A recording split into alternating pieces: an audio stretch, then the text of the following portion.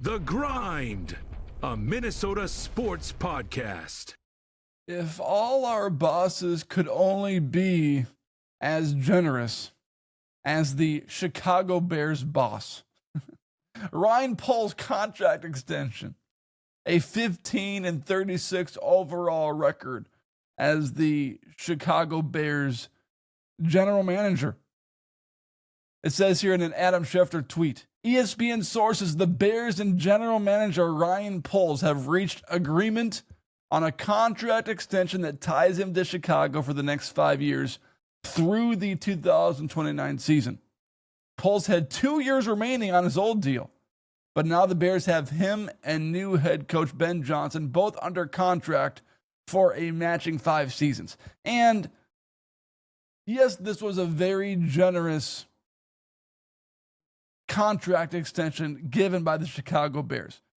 And it does provide security for Ryan Poles. But does it really? Sure, he'll get paid for 5 seasons regardless, but the NFL will literally extend a coach or a general manager for years to come and then fire that guy the next offseason. And don't think that the Bears will not fire Ryan Poles if Ben Johnson is a complete disaster, because that's really what hinges and determines the future of Ryan Poles. If Ben Johnson is a huge success, then the Chicago Bears will be good and Ryan Poles will look like a genius and this contract extension will be the greatest decision ever made. But if Ben Johnson stinks and Caleb Williams does not take the next level in his game and becomes a bust, Ryan Poles is gone and will hardly make it 2 years into this contract extension. All right, this isn't a Chicago Bears podcast. This is a Minnesota sports podcast, and this is The Grind. And it's been over 12,000 days since the Minnesota Twins won the World Series in 1991. And we're grinding as sports fans. We're grinding, cheering on our players and our favorite teams. And yesterday, the Twins, led by Nelly, announced a sellout crowd of 40,100 people. The first sellout of the season. Here's a Judd Zolgad tweet that says, for tonight's game against the Pirates, the past 4 home games have drawn 138,000, with 30,000 or more for each. The Minnesota Twins all of a sudden have been winning games again. This has to be the most inconsistent team in Major League Baseball this year. You start out 4-10, you win 13 games in a row, and then you lose 9 of 11, and now you're winning games again. You win the series against the Tampa Bay Rays, who are a good club. And now you're beating the Pittsburgh Pirates, who threw out their all-star pitcher. Pittsburgh Pirates. Beat Chicago 2 out of 3 games. Beat Tampa 2 out of 3 games. Now beat Pittsburgh. And now the Twins are hovering right around 500. So here's what the Twins' plan needs to be. They need to hire Nelly as an official musical icon of the Minnesota Twins. Every home game, he performs. Sellout crowd, get the players amped, get the team amped. The only problem with that is I don't know how the Minnesota Twins are going to pay Nelly his contract, because they are low ballers. They lowball people and they don't like to pay people. So I guess we can scratch that idea. But the topic that I really want to dive into today comes from ESPN. Seth Walder, who gave off-season grades to every team this offseason and gave his biggest move he liked, move I disliked, move I liked. Biggest move I liked, move I disliked. Biggest move, sticking with quarterback J.J. McCarthy as their starter. Move I liked, sticking with McCarthy. And the move I disliked, signing defensive tackle Jonathan Allen. And I personally love reading these pieces that come from objective minds. Because sometimes what happens is when you only follow the Minnesota sports scene, you can get lost in just how good the roster appears to be. Because, well, we made this move, we signed this guy, we're loading up on the offensive and defensive line. There's nothing stopping us now. So then when the piece like this comes from an objective writer that has really no obligation or pull towards the Vikings, I enjoy reading him. He says this: what to do at quarterback was the biggest, most important decision the Vikings had to make. There were essentially three options: retain Darnold, Aaron Rodgers, or start McCarthy, their first-round pick from 2024. They chose the last option, which I feel is correct. Darnold was coming off a career season, but his performance was overrated by the win-loss record. Despite having an elite player caller as head coach and the league's best wide receiver, Darnold ranked 14th in QBR last season, a number that includes his disastrous Week 18 game against the Lions, but doesn't factor in his similarly dreadful wildcard game against the Rams. Ultimately, Darnold's class made the choice easy, and the Vikings were correct to parry interest from Rodgers. That's the only problem with some of these articles. Parry. I have no idea what that means. I don't even know how to pronounce it. Quit trying to sound so smart. Who has not played well since 2021. Minnesota is in a far different position than the Steelers thanks to McCarthy. The Vikings are also projected to gain a third-round compensatory pick for losing Darnold and a fourth round for losing Daniel Jones per overthecap.com. Draft additions that are not trivial. But while I approve of the biggest choice this offseason, I was less fond of many of Minnesota's other decisions. And then he goes on with the decisions that he disagreed with. Will Fries is a promising guard, but handing him a 5-year deal that averages over $17.5 million per season with $44 million fully guaranteed per roster management system seems incredibly rich for a player who has recorded average-ish pass block win rates in each of the last 2 seasons. Guards were hot, but as has been mentioned earlier, several quality guards signed for $10 million per year or less. All right, so let's address this concern from Seth Walder. He does make a fair point about Will Fries recording average-ish pass blocking win rates. And sure, that's a concern. But here's where the national media trying to cover the Minnesota Vikings don't catch every single angle. They bring a good perspective of objectiveness into the situation, but because they're writing these off-season grades for every off-season team, for every NFL team, they lose a perspective that we all know as Vikings fans. And the perspective we know is the Vikings struggled running the ball in the red zone last year and the year before.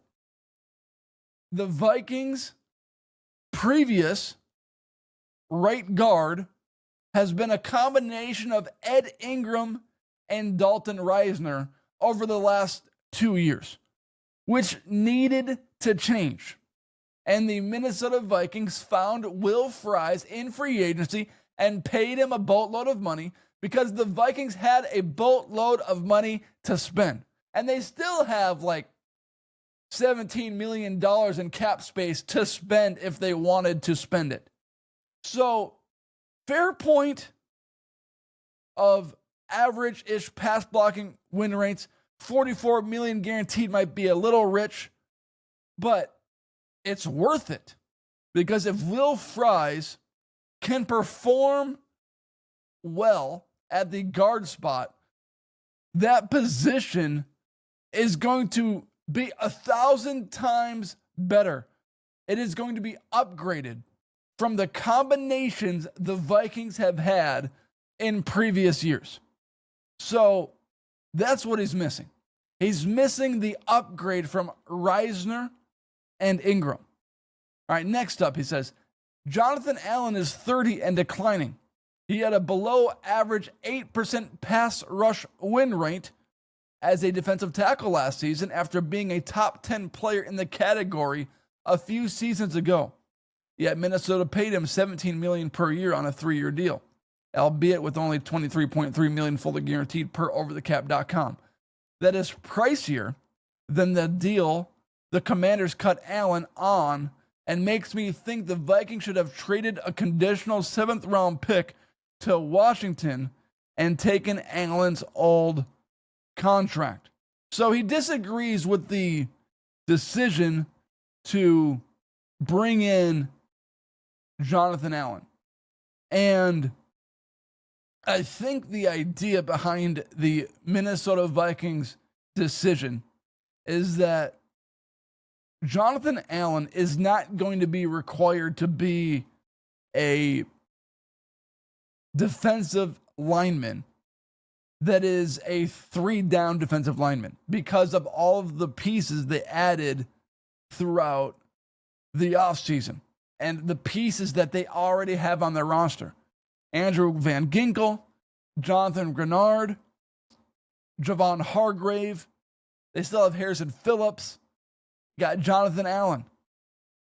So I think the idea behind the Vikings thinking is we will throw out Allen on specific plays, but we are not going to ask him to play every down defensively, but we are going to keep them fresh, similar to their plan with Aaron Jones offensively. The Vikings bringing in Jordan Mason was purposeful so that they can alleviate some of the pressure on Aaron Jones. Aaron Jones cannot carry the load like he did in prior seasons with the Packers, and even like he did last year with the Vikings. We want to spread the love around, and we want to keep these players that are aging as fresh as possible. And although Jonathan Allen is 30 and he had a below average 8% pass rush win rate as a defensive tackle last season, the Vikings are going to keep these players fresh by replacing them, by subbing them, by taking them in and out of the lineup throughout the course of the game. So I think there's another piece that Seth Walder is missing. Yes, the deal by itself does not look great. 8% pass rush win rate, $23.3 million guaranteed, but you've got to factor in everything. The cap space, the players on the roster, the Vikings' logic behind the decision. And that's where Seth Walder is missing. It continues, Andrew Van Ginkel is coming off a great season and clearly fits well with Brian Flores' defense, but he never exceeded 6 sacks before 2024. But Minnesota rewarded him with a 1-year contract extension through 2026 that added $23 million, almost all fully guaranteed. Extending Van Ginkel is fine, but it was a bit rich and didn't come with more upside for Minnesota, such as non-guaranteed years after 2026. Again, this is a meaningless point, because the Vikings had the money to spend. If they didn't spend this, it would just be sitting there in the bank account. Just like you can't carry your money with you to heaven after you die, you can't carry your money with you into the following season. Okay? I mean, you can with cap space. So I don't really know where I was going with that point. But the point that I was attempting to make is that either the Vikings extend Andrew Van Ginkel, or they just keep zillions of dollars in their cap space and just keep it there for no particular reason. Spend it, use it, and we'll have money later as well. Seth writes, Aaron Jones Sr. was long underrated because of his receiving skills, but is now a 30-year-old running back, yet the team resigned him to a multi-year deal with $11.5 million fully guaranteed. Again, this decision was made because of the fresh legs that they put behind Aaron Jones with Jordan Mason joining the team. Some of Minnesota moves were fine, though. The Vikings re-signed cornerback Byron Murphy Jr. at 3 years and $18 million per year, and traded essentially a fifth-round pick for running back Jordan Mason, who recorded 1.4 yards over expectation per carry with the 49ers last season, per NFL Next Gen stats. Both moves seemed reasonable. And this is so interesting because I've disagreed with everything that he said so far, because he's missed big points that he doesn't fully understand, because he doesn't know all the small details on the Vikings roster, because he has to do this for every NFL team. And you are bound to miss details when you're writing these offseason grades for every NFL team. I completely disagree with the Byron Murphy take. $18 million per year. Remember, Byron Murphy Jr. got torched and exposed against the Green Bay Packers in the first matchup last year. They targeted him, and he did have a pick, I think, at the end of that game, which sealed the deal essentially. But they targeted Byron Murphy Jr. on purpose so that they could get back in that game. And the sexy number about Byron Murphy Jr. is that he had a career year in interceptions. I think he had 6. But the problem with interceptions is that those don't always translate to the following year. You can look at his stats and think they're sexy, but INTs don't always translate from year to year. Remember, who's Stephon Diggs' brother? Diggs, Cowboys, cornerback, stats. Remember him? The 2023 season, he plays for the Cowboys, but he also had a pretty spectacular season defensively. Let's see here. Pulling him up. Interceptions, yeah. Interceptions in 2021. He had 11. And he became the most talked about corner in the league because he had 11 interceptions. And he returned 2 of those for touchdowns. Since his 11 interception year in 2021, he's combined in the next 3 seasons to have 6 interceptions and 0 interceptions for touchdowns. He had 2 in 2024, 1 in 2023, 3 in 2022, which is a combination of 6. In 2021, he had 11 alone. Interceptions is not a stat that translates from year to year. It's more about luck than anything. Being in the right place at the right time. A quarterback's terrible throw just happens to go right through to you. So the one area defensively that Seth Walder loved was re-signing Byron Murphy Jr. And that's the one move I disagree with. It seems a little rich for a player that had one spectacular season for the Vikings with 6 picks. And then he finishes up. I wasn't a fan of their draft, though. No team needed to trade down more given Minnesota's dearth of picks. Yet they have picked guard Donovan Jackson in round 1, even though they had a good deal available from the Giants and a great one from the Falcons, who traded it up for each of the next 2 picks behind Minnesota. That was a major squandered opportunity. Maybe the Vikings could have traded back and collected a larger amount of picks. But if they lose Donovan Jackson, who will be the left guard starter, then that's a big whiff. And again, what Seth Walder is missing is that the Vikings have traded down in the past. Think Kyle Hamilton. They could have picked him. They trade down a ton of spots and picked Lewisine. Big bust.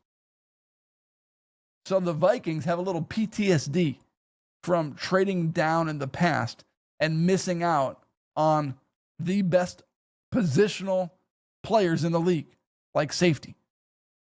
So the Vikings stay put, draft a position of need, while also filling in the depth pieces through free agency with the money they could spend. So I completely disagree with all of the things that he is saying in this article. The McCarthy point is fine, but I disagree with the Jonathan Allen take, the offensive line take, because it lacks context. It lacks the details of what the Vikings have suffered through these last few seasons in the areas of need that they replaced through free agency. So that's the take for the day. Thank you for joining. Thank you for watching. Remember, 5-Star Bath Solutions of Minneapolis. Check them out today and get a free consultation. And also, affordable payment plans are available. 5-Star Bath Solutions of Minneapolis. Everyone have a good day, and we'll talk to you later.